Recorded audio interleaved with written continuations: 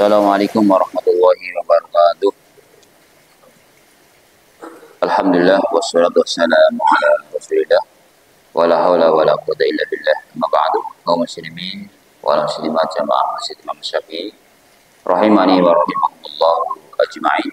Kita masuk pada pembahasan tentang keutamaan salat jamaah yang ke-19, yaitu diampuni dosa yang ada antara dua salat. Hal ini berdasarkan hadis Abu Hurairah radhiyallahu anhu. An Abi Hurairah an Nabi sallallahu alaihi wasallam qala al-mu'adzinu yughfaru lahu mada sawtihi wa yashhadu lahu kullu rabbin wa yabisin. Dari Abu Hurairah radhiyallahu anhu, dari Nabi sallallahu alaihi wasallam bila bersabda, muadzin itu mendapat ampunan sejauh suaranya terdengar. Muadzin itu mendapat ampunan sejauh suaranya itu terdengar. Semakin keras semakin baik. Kemudian wa yashhadu lahu kullu rabbin wa yabisin, dan semua makhluk hidup dan benda mati, semua makhluk hidup dan benda mati akan menjadi saksi kebaikan baginya.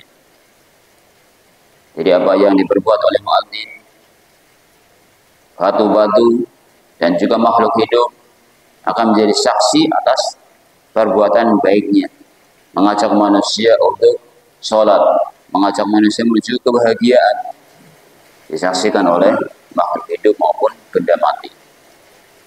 Jadi jangan dikira kalau kayak pohon nggak bisa tasbih dalam ayatnya. Jadi mereka bisa menjadi saksi.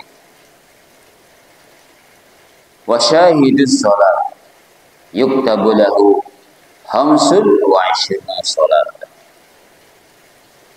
Dan orang yang menghadiri sholat tersebut alias ikut berjamaah dicatat baginya ganjaran 25 sholat. Wa yukaffaru anhu ma bainahuma, dan dihapus dari dosanya antara kedua sholat itu. Ini hadis riwayat Abu Dawud, Ibnu Hibban, Ahmad, Ibnu Huzaimah, Ibnu Hibban, dan Syekh Al-Albani. Faidah dari hadis ini,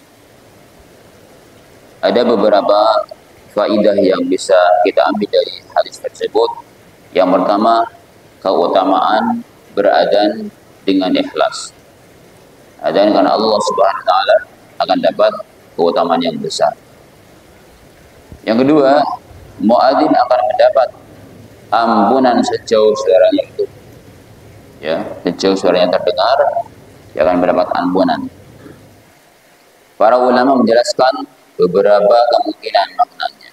Yang pertama, seandainya dosa itu benda yang kelihatan, maka diampuni sepanjang jarak antara muadzin dengan tempat di mana akhirnya suara terdengar. Kalau di sini kira-kira berapa jaraknya terdengar? Cawen, subhanallah. Sampai Ciwi kedengar, sampai Sombok kedengar bang? Kedengar, sampai Sombok ya. Yang kedua, dia diberi rahmat sepanjang jarak antara muadzin dengan tempat di mana akhir suara terdengar. Diberi rahmat sepanjang jarak antara muadzin dengan tempat di mana akhir suara terdengar. Yang ketiga, kemungkinan ketiga adalah muadzin mendapat ampunan penuh dari Allah jika dia mengeraskan suaranya sampai puncaknya. Ini dilihat di Fathul Bari juz yang kelima nomor 228 karya Ibnu Rajab.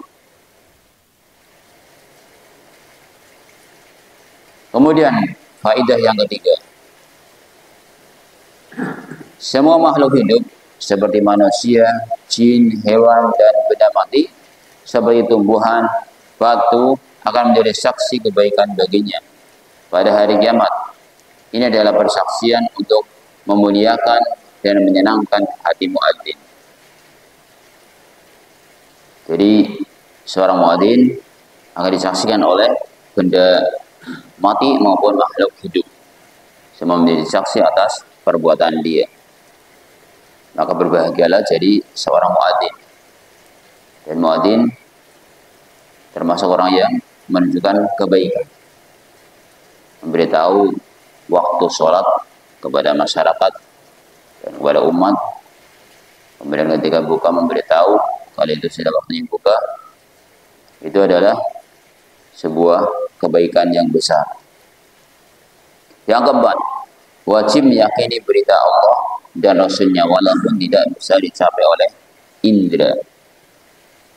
Jadi kan sejauh dimana terdengar suara itu, walaupun nggak kelihatan, tapi kita harus wajib meyakininya. Kabar dari Rasulullah SAW. Yang kelima, keutamaan mengeraskan adzan, semakin keras semakin banyak saksinya. Yang keenam, keutamaan salat jamaah, pahalanya 25 kali lipat. Yang ketujuh, keutamaan salat jamaah, dihapus dosa-dosa kecil antara salat itu dengan sebelumnya. Ini diantara keutamaan salat berjamaah. Jadi muadzin itu akan mendapatkan keistimewaan disaksikan oleh benda yang mati maupun makhluk yang hidup.